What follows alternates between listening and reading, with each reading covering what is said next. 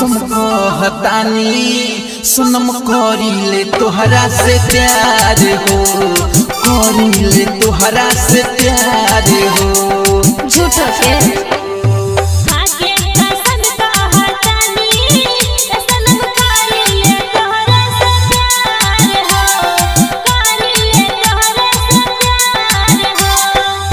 के भीतरिया बाहरु समाई होती ना इंतजार हो।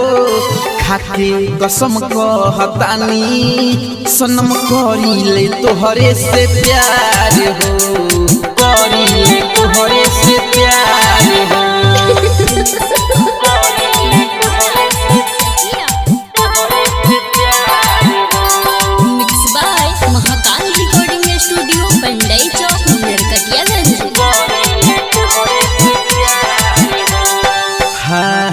फुलवा गुलाब जैसे लागे खिलल छोड़ब ना कब तोहर साथ हो।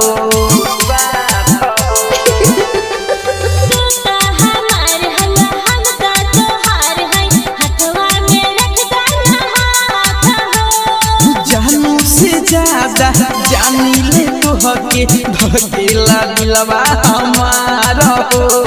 खाके कसम कहतानी सनम करीले तोहरे से प्यार हो, करीले तोहरे से प्यार हो।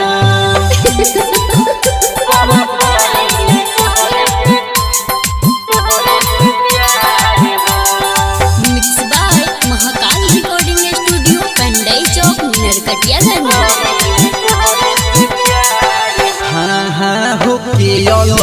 अब जी नहीं पाई धर दिला दिलवा हमारे हो।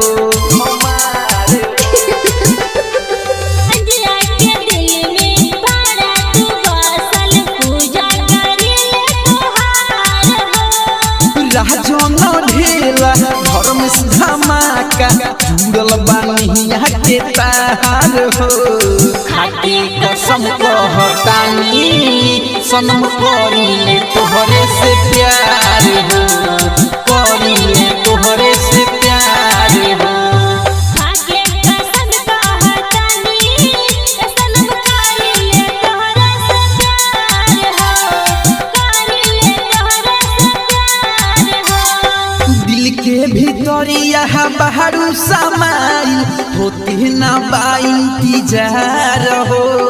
खाके कसम कहतानी सनम करीले तोहरे से प्यार हो।